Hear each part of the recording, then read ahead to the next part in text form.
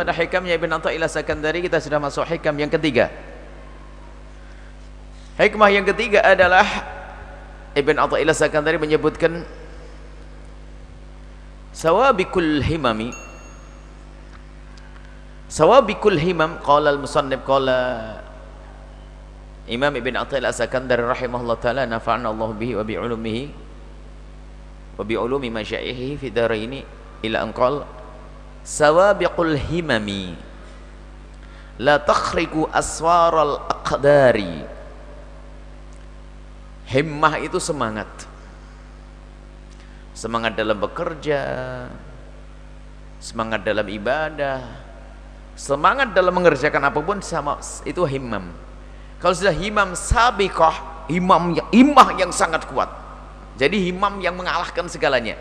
Pokoknya semangat tinggimu di dalam menjalankan apa saja. Ini lanjutan dari hikmah sebelumnya. Hikmah sebelumnya dijelaskan tentang dua model manusia. Ada manusia yang ditempatkan oleh Allah di maqam tajrid, dia tidak punya tanggung jawab, maka selagi dia tidak punya tanggung jawab, hendaknya memperbanyak waktunya hanya untuk Allah saja, jangan sibuk urusan-urusan yang lainnya. Hidup tanpa istri, tanpa anak, tanpa sanak, tanpa kerabat, tanpa saudara, maka baginya adalah urusan dia dengan Allah saja. Tapi kalau orang itu ditempatkan oleh Allah di makom, di tempat namanya sebab, dia punya istri, punya anak, maka dia wajib mencari nafkah. Wajib mencari nafkah, tidak boleh duduk ongkang-ongkang. Dan kalau dia duduk ongkang-ongkang, ketahuilah ini pelanggaran ini. Ini hawa nafsu dia. Sudah tidak benar. Apalagi alasannya dakwah, sudah diingatkan kemarin, banyak disinggung oleh para mensyarah. Ada sebagian orang itu dia malas mencari nafkah, malas bekerja, merepotkan orang lain, alasannya dia beribadah saja, padahal dia punya tanggung jawab, punya keluarga, punya anak. Bahkan mungkin berdakwah, istrinya suruh kerja, enggak, yang kerja dirimu, jangan istrimu suruh kerja lalu kamu dakwah keliling ke sana kemari, haram. Tapi istri saya ridho, bukan ridho takut sama ente. Ini nggak boleh. Maka seorang suami jangan masuk wilayah yang salah. Kalau sudah engkau punya tanggung jawab, hendaknya kita harus berusaha mencari nafkah dan seterusnya. Baik, akan tapi lihat, kalau seandainya kita sudah masuk wilayah sebab, jangan sampai sombong bahwasanya keberhasilanmu itu karena dirimu sendiri. Berusaha dapat duit karena usahaku, aku mengambil sebab, aku yang berusaha, aku dapat duit, masuk bab ujub. Maka langsung dipangkas oleh Ibn Athaillah Sakandari, sawabiqul himami. Tapi ingat, usahamu seperti apapun, dengan jerih payah yang engkau hadirkan seperti apapun, sebesar apapun semangatmu di dalam menjalankan sebab, kerja keras mencari rizki, tapi semua ada batasnya. Batasnya adalah ketentuan Allah. Kamu kaya tidak kaya, ini batasnya ketentuan Allah. Jadi aswarul aqdar, aswar itu sur, pagar. Jadi digambarkan oleh Ibn Athaillah Sakandari ketentuan Allah. Jadi dirimu begini, kamu akan menjadi orang kaya, kamu akan menjadi orang seperti ini, takdir Allah, ketentuan Allah akan seorang hamba dengan model begini. Itu seperti digambarkan dipagari dengan sur, pagar. Jadi tembus nggak bisa. Kalau sudah engkau harus kaya, biarpun dicuri orang berkali-kali tetap kaya, itu maksudnya gitu. Begitu sebaliknya, biarpun kau kerja jungkir balik, kepala jadi kaki, kaki jadi kepala, nggak tahu gimana itu caranya. Saya sering dengar, saya ikut-ikutan aja, padahal saya jarang ikut-ikutan ngomong. Ya mungkin saking luar biasanya. Tapi kalau jatah orang tersebut adalah orang yang fakir, tetap saja fakir. Ketentuan Allah tidak bisa diterobos. Jadi aswar al-qadar. Baik, sekarang kita membahas, ini banyak yang harus bahas ini, masalah akidah keimanan tentang takdir, ketentuan Allah Subhanahu wa taala. Kita bahas juga masalah qada qadar, enggak tahu di mana tempatnya. Qada, kalau qada itu adalah ilmu Allah azza wa jalla, pengetahuan Allah Subhanahu wa taala bil asya' terhadap segala sesuatu kulliha, ala ma satakunu alaihi fil mustaqbali. Jadi gini, qadha itu pengetahuan Allah terhadap segala sesuatu yang akan terjadi. Jadi apa yang akan terjadi kepada dirimu Allah sudah tahu dari zaman azali dulu. Itu qadha Allah. Jadi ketentuan pengetahuan Allah. Jadi qadha Allah adalah ilmu Allah, pengetahuan Allah terhadap segala sesuatu yang akan terjadi nanti. Jadi anakmu berapa, cucumu berapa, hartamu berapa miliar, Allah sudah tahu. Itu qadha, pengetahuan Allah. Biarpun sesuatu itu belum terjadi, baru nanti namanya qadar. Kalau qadar adalah Allah mewujudkan sesuatu saat ini misalnya sesuai dengan apa yang Allah telah ketahui. Artinya Allah itu sudah tahu dari zaman dahulu zaman azali bahwasanya engkau punya anak 5 atau punya anak 6, panjang umur semuanya, sukses, cucumu 12 atau 16, tahu semuanya Allah. Sudah tahu. Padahal diri Anda lah baru nikah tahun ini misalnya. Allah sudah tahu cucumu berapa, anakmu berapa. Allah sudah tahu. Nah, di saat Anda menikah, maka waktu Anda menikah itu sesuai dengan pengetahuan Allah. Allah sudah tahu kalau dirimu akan menikah di bulan ini, di bulan kapit ini, bulan berkah ini. Jangan sampai ada bulan kapit, bulan sengsara. Enggak ada bulan sengsara, semua bulan berkah. Yang meyakini bulan kapit, bulan sengsara, sengsara nanti. Baik. Ada orang menikah di bulan berkah ini, karena Dzulqa'dah bulan haram nih, bulan mulia ini, Allah sudah tahu kemudian melahirkan anak tahun ini, berikutnya anak ketiga, keempat, mendidik sukses, Allah sudah tahu. Dan di saat sudah terwujud namanya qadar, ketentuan Allah terhadap dirimu sesuai dengan apa yang Allah ketahui, namanya qadha qadar. Ini yang harus kita imani. Kita wajib iman bahwasanya Allah mengetahui apa yang akan terjadi padamu. Dan Allah, kemudian yang terjadi padamu saat ini pun sesuai dengan pengetahuan Allah. Allah dari dulu tahu dirimu seperti ini, bahkan kita akan kedip hari ini sudah tahu Allah dari dulu. Ini qadha sama qadar. Di saat Allah menjadikan dirimu seperti ini namanya qadar. Baik. Sekarang ini yang nggak bisa dirubah. Dirimu harus begini nggak bisa dirubah. Tapi untuk sampai kepada Anda punya anak, sampai Anda menikah, kan biasanya ada sebab. Kamu ngelamar, pergi ke sana, ditolak 6 kali. Allah tahu itu. Tak taunya hari yang ke-7 baru diterima. Lah ini usahamu ini. Jadi usahamu ini termasuk bagian dari ketentuan Allah. Jadi waktu kita ngelamar ditolak, Allah juga tahu. Yang ke-7 istimewa gitu loh maksudnya. Pilihannya cuma gitu, Allah pikirin ini bukan ke levelmu itu. Levelmu harus solehah gitu loh maksudnya. Masa ngelamar orang asal saja gitu. Enggak, pinggirin ya, harus ke-7 baru dapat. Ibaratnya gitu. Jadi waktu menikah yang ke-7 Allah juga tahu. Artinya ketentuanmu menikah di bulan ini, untuk dirimu menikah di tahun ini, bulan ini ketentuan dari Allah dan Allah sudah tahu. Prosesnya inilah sebab. Baik, kemudian setelah menikah Allah tahu anakmu kenyang-kenyang, gendut-gendut, seger-seger. Dari mana? Kau beri suplemen susu, makan segala macam gizi. Dari mana kamu dapat itu semua? Saya cari, beli di pasar. Duitnya dari mana? Kerja. Mulai dari kerja, beli di pasar, Allah juga tahu. Jadi diri kita mengambil sebab. Jadi sebab karena Anda masuk wilayah tadi apa? Sebab. Sudah menikah, setelah menikah punya anak, maka dirimu harus berusaha. Akhirnya Anda berusaha, dan berusahanya Anda diketahui oleh Allah. Allah sudah maha tahu, dan yang menentukan Anda berusaha adalah Allah. Jadi jangan sampai ada orang berkata bahasanya kita tidak bisa berbuat apa-apa. Anda bisa berbuat karena Allah berikan kepada Anda kehendak. Ini biasanya kebingungan seseorang. Ada kelompok 2 akidah besar yang sesat, yang satu Qadariyah, yang satu Jabariyah. Ini pembahasan akidah. Qadariyah mengandalkan akalnya, aku bisa begini, nggak benar. Kaum Mu'tazilah sampai mengatakan kalau aku berbuat dengan kekuatanku sendiri. Api membakar dengan kekuatan yang Allah titipkan di api. Tidak, api membakar karena Allah menghendaki. Jadi api membakar karena Allah kebiasaan iya, kebiasaan api jika didekatkan kertas membakar, tapi api membakar ini bukan karena api punya kekuatan di dalam diri api, tapi karena Allah menghendaki api membakar sesuai dengan qada qadar tadi.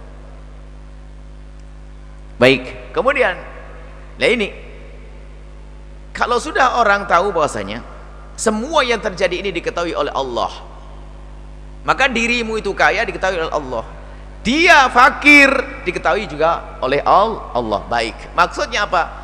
Tugasmu hanya berusaha mengambil sebab, adapun urusan hasilnya urusan Allah. Urusan Allah. Maka seseorang bekerja banting tulang, meres keringat, tatanya ujung-ujung hasilnya tetap fakir. Karena memang sebesar apapun usahamu, dirimu tidak akan bisa menembus ketentuan Allah yang sudah pasti dan tidak akan berubah. Takdir Allah tidak akan berubah, tidak akan berubah dengan apapun yang kita lakukan, bahkan juga tidak berubah dengan doa.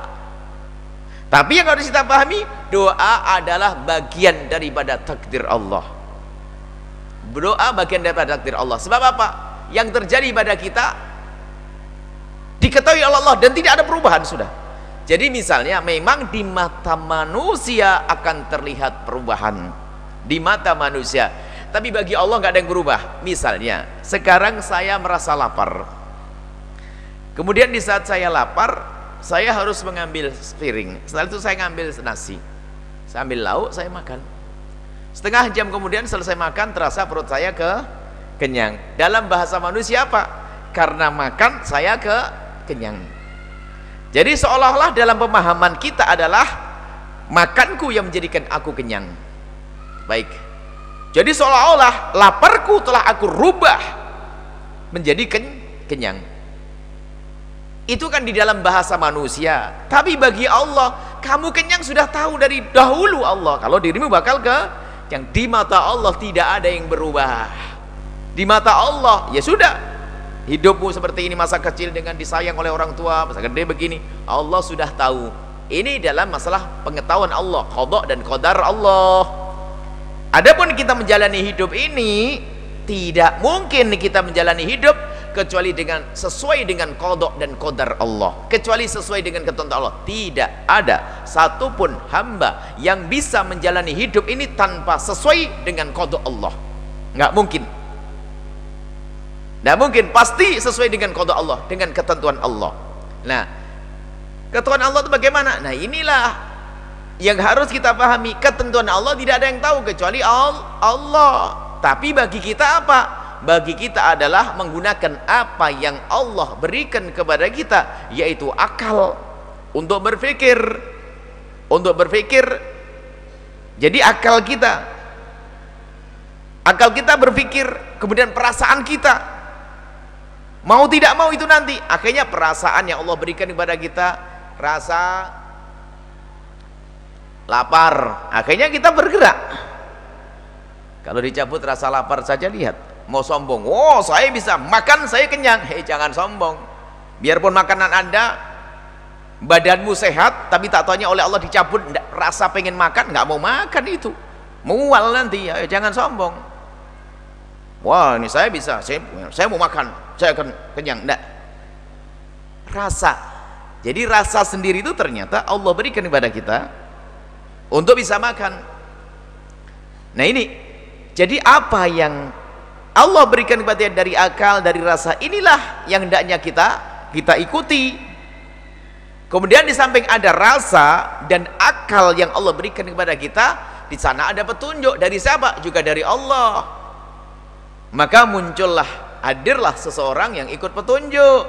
Lapar dia makan, petunjuk dari Allah. Itu petunjuk, cuman petunjuk enggak pakai seperti wahyu Quran, enggak. Jadi petunjuk itu ada yang berikan kepada seseorang langsung. Itu petunjuk langsung.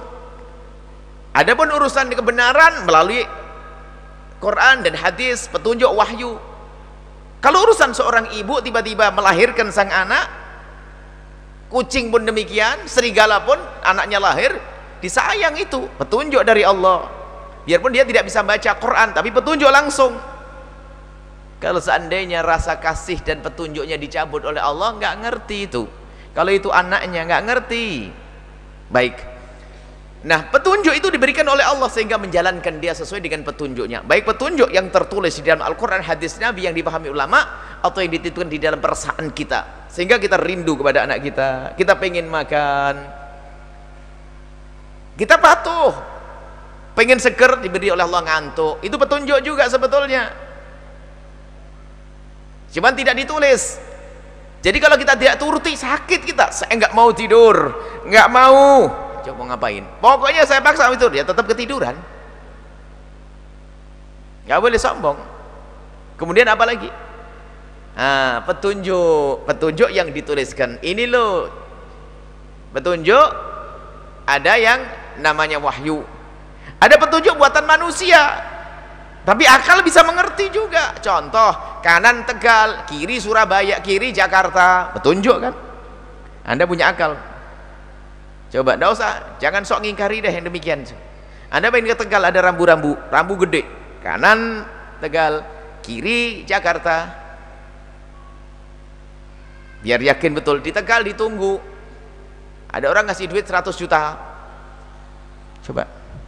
Ada rambu-rambu. Kanan Tegal, baca. Anda punya akal. Anda butuh duit. Coba, belok kiri apa belok kanan? Coba jujur, nggak usah menghayal yang macam-macam. Kenyataan, Anda butuh uang, utangnya banyak. Nggak punya utang insyaallah nih. Duit kebutuhannya banyak, ada orang ngasih duit 100 juta. Itu ada di Tegal, rambu-rambu, kanan Tegal, kiri Jakarta. Coba jujur, naik mobil ke kanan atau ke kiri? Kanan. Hah? Kanan Tegal, kiri Jakarta. Duitnya di Tegal, ke kanan atau ke kiri? Ke kanan. Otomatis. Karena apa? Anda ngikuti petunjuk. Lalu kenapa ngikuti petunjuk? Karena saya berpikir, diberi oleh Allah cara untuk berpikir dan berpikir betul. Kadang-kadang orang memahami begini susah. Apa tidak percaya orang bikin pikirannya? Ya dibilang saja gila dia, kita selesai. Nggak mau juga dibilang gila. Jadi kalau tidak gila, kamu sadar, akalmu sehat. Baik, kalau akalmu sehat, gunakan akalmu untuk berpikir. Itu rambu-rambu. Ada lagi tulisan, mohon tidak masuk wilayah ini, banyak harimau. Ya jangan masuk, akal Anda sehat, ngerti Anda harimau nerekam. Baik, ini urusan yang dohir yang jelas dulu. Sama petunjuk dari Allah yang menciptakan harimau, yang menciptakan orang yang buat rambu-rambu. Allah mengatakan, ini jalan ke surga. Sekarang begini loh ya, rambu-rambu kanan ke Tegal, duit nunggu di sana, kiri ke Jakarta. Baik, akal sehat harus ngikuti. Karena saya butuh duit dan saya ngerti Tegal itu ke kanan, maka saya mau tidak mau harus pergi ke kanan. Harus ngikuti akal saya, petunjuk yang Allah berikan melalui akal, faham. Tapi lihat, jangan Anda memastikan kalau saya sampai Tegal. Ini ada akdar, ada ketentuan Allah. Kalau ketentuanmu memang sampai Tegal, lancar. Kalau nggak sampai Tegal, macet, bocor banmu. Atau jeder masuk rumah sakit Jakarta, nggak sampai Tegal, aneh kan? Makanya jangan sok. Itu maksudnya kata Ibn Athaillah Sakandari, tugasmu itu menjalankan tugas sesuai dengan petunjuk. Ujungnya nanti Allah yang atur. Kalau pengen ngambil duit ya belok kanan ke arah Tegal. Itu akal sehat, dirimu bener ngikuti petunjuk. Tapi jangan memastikan aku pasti ke Tegal. Oh belum tentu. Tabrakan jeder rumah sakit Cirebon pun nggak bisa, tato nyampe ke Jakarta. Itulah maksudnya Ibn Athaillah Sakandari, sebesar apapun usahamu jangan kau pastikan bahasanya kau akan berhasil dengan usahamu. Karena apa? Sudah ada ketentuan di situ. Tapi jangan juga kamu berkata sudah ada ketentuan, kenapa aku berusaha? Lah ini ya sudahlah, tidur aja lah, kalau bang saya dapat duit ya pasti kaya. Itu pemalas, diamin. Biarpun orang tidak ngerti iman pun dari pagi sudah kerja kok, itu nggak punya iman misalnya. Yang aku iman kok sok bener nih. Yang nggak punya iman pun ngerti, dia harus berusaha. Baik, inilah. Jadi Ibn Athaillah Sakandari setelah menyebutkan bahwa ada di antara kita itu memang diletakkan oleh Allah di makom sebab, harus berusaha. Tapi ingat, jangan sampai dirimu sombong dengan usahamu. Dan bahaya sekali kalau orang sudah sombong dengan usahanya. Jadi di berusaha pun kita tetap memohon kepada Allah. Berdoa bagian daripada usaha. Dan harus yakin bahasanya semuanya ini adalah menjalankan petunjuk. Kalau yang tidak menjalankan petunjuk dari awal sudah dianggap salah. Contoh tadi, kalau ke Tegal itu belok kanan, ngambil duit di sana, tak taunya ada orang kok belok kiri, tulisannya Jakarta. Tanya orang dimanapun, asalkan yang ditanya orang berakal, bener ndak saya ngambil duit ke Tegal belok kiri ke Jakarta? Semua bilang kamu salah, tapi saya akan ke sini bakal sampai nanti. Kamu gila. Oh, bukan jalannya kok, aneh bener kamu itu. Kan gitu. Jadi gitu. Artinya ikuti petunjuk, satu sisi ikuti petunjuk. Dan jangan, akan tapi jangan juga pastikan dengan apa yang kamu lakukan dari usahamu itu dirimu pasti mendapatkannya. Nah, ini puncaknya adalah agar kita selalu menyandarkan apapun yang kita lakukan kepada Allah. Itulah makna la haula wala quwata illa billah. Jadi di saat dia sampai kepada keberhasilannya, maka dia tidak akan menjadi orang sombong.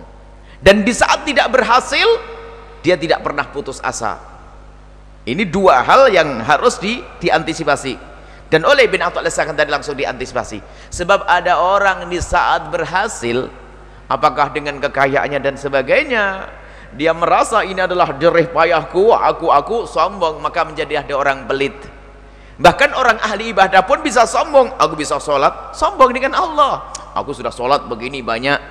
Ujub, orang membesarkan amal di matanya sendiri, itu sombong kepada Allah, lupa kepada Allah Subhanahu wa taala. Ini yang perlu diantisipasi. Sebab ada ujub, penyakit yang baik sekarang ujub, merasa aku bisa, semuanya beres dengan saya. Lupa seolah-olah tidak punya Tuhan, tidak punya Allah. Maka ini masuk wilayah yang sangat berbahaya. Wilayah namanya ujub, penyakit yang sangat berbahaya. Sehingga kalau ada orang bekerja mencari duit, tidak menyadari kalau yang memberikan kekuatan adalah Allah, tidak menyadari yang memudahkan adalah Allah, maka dia merasa bahasanya dia mendapatkan kekayaan dari dirinya sendiri. Maka apa yang terjadi? Dia akan sombong. Untuk infak sedekah pun sulit. Kenapa? Oh, ini usaha saya. Berbahaya. Tapi di sisi lain juga, di saat tidak sampai kepada tujuan, maka dia akan terpuruk, menjadi orang putus asa. Dan Allah juga tidak senang orang putus asa. Artinya apa? Teruslah engkau berjalan di dalam makommu. Jika engkau berada di makom sebab, teruslah berusaha. Tapi ingat, di dalam usahamu itu harus kamu mulai dengan kesadaran bahwasanya ini dengan Allah. La haula wala quwata illa billah. Aku tidak akan bisa melakukan usaha ini semuanya kecuali dengan Allah Subhanahu wa taala. Bismillahirrahmanirrahim, dengan nama Allah. Terus berjalan dengan Allah. Maka ini menjalankan tugas. Kalau kita tidak mengikuti petunjuk, maka kita dikatakan gila tadi. Akal kita tidak jalan. Tapi jangan sampai di saat orang melakukan sebab tadi lalu lupa bahwasanya yang memberikan adalah Allah Subhanahu wa taala. Yang memberikan keberhasilan kita adalah Allah. Jadi dirimu berhasil secara hakikatnya bukan karena usahamu. Dirimu berhasil bukan karena usahamu. Dirimu berhasil karena Allah menjadikan dirimu berhasil, dan Allah sudah tahu dirimu akan berhasil. Cuman usaha yang kita ambil ini termasuk bagian daripada ketentuan Allah. Ketentuan Allah. Dan kullun muyassarun lima khuliqalah. Setiap orang itu akan dimudahkan oleh Allah untuk sampai kepada tujuannya. Semua orang akan dimudahkan oleh Allah untuk sampai kepada tujuannya. Kalau ahli surga sudah tahu bahwasanya dirimu adalah ahli surga. Amin. Allah tahu kalau anda adalah ahli surga. Allah sudah tahu dari zaman dahulu, zaman azali, kalau anda semua adalah ahli surga. Nah, anda ahli surga. Allah tahu diri anda adalah ahli surga. Maka ahli surga ini sudah tempatnya di surga. Cuman ahli surga ini tentu di dalam menuju surga akan meniti jalan surga. Anda rajin ngaji, anda sholat, dan ini diketahui oleh Allah. Dan Allah maha tahu, dan ini juga ketentuan Allah. Maka usahamu ini adalah bukan untuk merubah takdir, tapi usahamu itu bagian daripada takdir. Doamu adalah bukan merubah takdir, tapi doa adalah bagian daripada takdir. Maka jika engkau telah mengambil bagian daripada takdirmu untuk sampai ke sana, maka engkau adalah orang yang ditakdirkan sampai ke sana. Jadi sudah ditulis oleh Allah begini, dirimu jadi orang kaya, tapi sebelumnya dimulai dengan runtuh, berusaha mendekatkan diri kepada Allah, bekerja keras sampai kaya. Nah, usaha ini sudah diketahui oleh Allah. Ada lagi nyungsep melarat,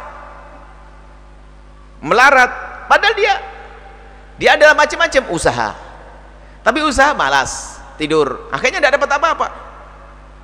Sama secara zahir gampang begini, ada orang yang satu kenyang, yang satu lapar, padahal makanan ada. Kenapa yang satu lapar, yang satu kenyang? Yang menjadikan dia lapar adalah Allah, yang menjadikan kenyang juga Allah. Cuma yang si A kenyang, si B lapar, kawan bersahabat. Si A kenyang, B lapar. Yang menjadikan lapar siapa? Allah. Yang menjadikan kenyang siapa? Allah. Lah kok beda? Adapun ketentuan di sini sama, ini kenyang, ini lapar. Allah sudah maha tahu tentang kekenyangan si A dan laparnya si B. Cuman kalau kita tarik ke belakang, Allah juga tahu si A ini malas, tidur aja, terus karena tidur telat, pondoknya bagi nasinya sudah habis, makanya yang lain kenyang, dia lapar karena dia tidur. Atau dia malas, nanti aja deh, ayo cepat ambil, enggak deh, nanti. Jadi kemalasan dia Allah juga tahu. Allah juga tahu. Yang satu bangun pagi, siap-siap, nyiapin piring, ada jamnya ngambil nasi, langsung dia ngambil nasi, lalu dia makan, kenyanglah dia. Lah, mengambil nasi ini juga termasuk bagian ketentuan dari Allah. Dia ketiduran juga ketentuan dari Allah. Jadi kita ini adalah mata rantai, rentetan takdir sampai Anda masuk surga. Itu rentetan takdir. Makanya kalau bicara tentang ketentuan Allah itu jangan sok jadi Tuhan. Kalau Allah sudah tahu kalau dirimu adalah ahli surga, tapi kalau Allah ada si fulan masuk neraka, Allah juga tak tahu. Tapi kalau sekarang kita sok jadi Tuhan, begini Allah berkata, ya kalau memang saya itu ahli surga, biarpun saya maksiat kan tetap jadi ahli surga. Makanya biarin deh maksiat. Kok bisa? Tanyakan, siapa yang bilang ente ahli surga? Siapa yang ngomong ada kabar wahyu turun kepadamu kalau kamu ahli surga atau bagaimana? Atau sebaliknya, ya biarpun saya ibadah banyak, kalau saya ahli neraka tetap masuk neraka. Ya mending tidak usah sholat. Tanyakan kepada dia, siapa yang bilang kamu ahli neraka? Kamu tuh sok tahu. Lah kan sudah ketentuan Allah kan di zaman azal, kalau orang ditentukan neraka. Iya, itu kan ketentuan Allah, urusan Allah bukan urusanmu. Yang tahu Allah, bukan kamu yang tahu. Kamu tidak tahu apa yang terjadi di akhirat nanti. Jangan ke akhirat, 2 menit ke depan saja tidak tahu loh Anda ini. Anda mau berkedip mata berapa kali setelah ini? Batuk, nafas berapa ini? Tidak ngerti, jangan sok tahu. 2 menit ke depan saja kita tidak tahu, jangan sok tahu tentang nanti di akhirat. Maka apa yang harus kita lakukan saat ini? Sesuai dengan petunjuk Allah, dengan apa yang Allah berikan kepadamu, akal dan syariat. Selesai petunjuk, jalani petunjuk ini, maka engkau akan sampai kullu muyassarun lima khuliqalah. Kalau memang dirimu ahli surga, maka Allah akan bukan akalmu, memberikan akal kepadamu, kemudian hati yang sadar, kemudian ada petunjuk wahyu, kemudian kamu mengikuti. Di saat dirimu mengikuti, sampailah kepada surga. Ini tugas kita. Termasuk dalam urusan bekerja juga demikian. Kalau memang Allah meletakkan dirimu di maqam sebab, maka bekerjalah sesuai dengan syariat Allah. Bekerja yang halal, terus kumpulkan rizki untuk mencukupi anak istri. Itu termasuk bagian ibadah. Tapi ingat, sebesar apapun usahamu, ketahuilah itu tidak akan keluar dari ketentuan Allah. Kalau jatahmu sehari itu sebulan adalah 2 juta, biarpun jungkir balik juga tetap 2 juta. Hati-hati ya. Wah, tapi saya lembur biar tambah berapa? Alhamdulillah tahun ini, bulan ini adalah bukan 2 juta, saya dapat 5 juta. Tapi jatah dari Allah berapa? 2 juta. Lalu dia dapat 5 juta, tenang aja. Masuk rumah sakit anaknya, habis 3 jutanya. Makanya kalau sudah dijatah oleh Allah, ya sudah. Semoga jatah kita jatah yang cukup, lahir batin kita cukup.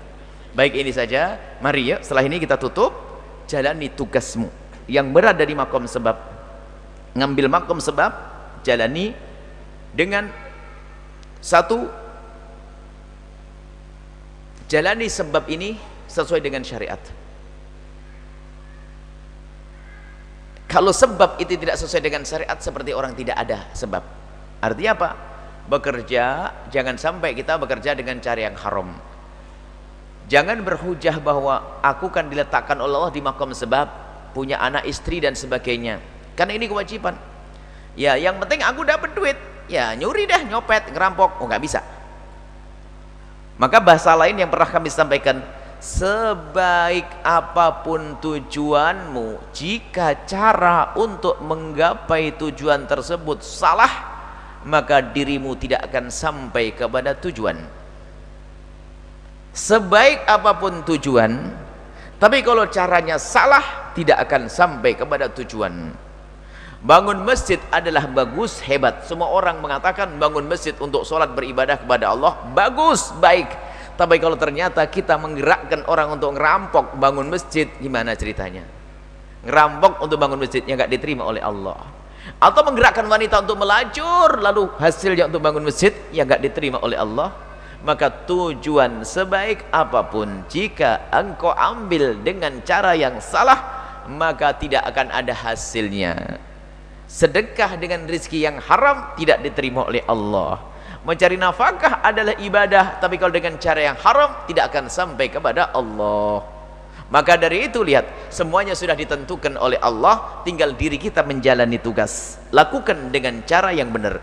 Dan jatahmu sudah jelas. Jatahmu, rizkimu misalnya 10 juta sebulan. Itu jatahmu. Tinggal cara mengambilmu bagaimana. Jika kau ambil dengan cara kiri, maka tetap 10 juta dengan yang haram. Jika kau ambil dengan cara kanan, 10 juta yang kau dapat.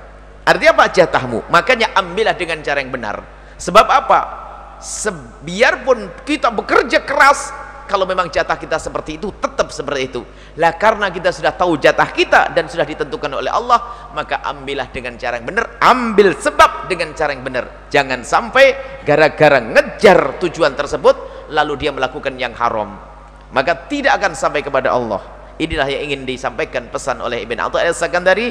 Jangan terlalu ambisi mengambil sebab, tapi lalu lupa syariat. Maka yang mengambil sebab lupa petunjuk syariat, maka dia tidak akan sampai, apa yang didapatkan adalah haram dan tidak akan sampai kepada Allah Subhanahu wa taala. Wallahu a'lam bissawab.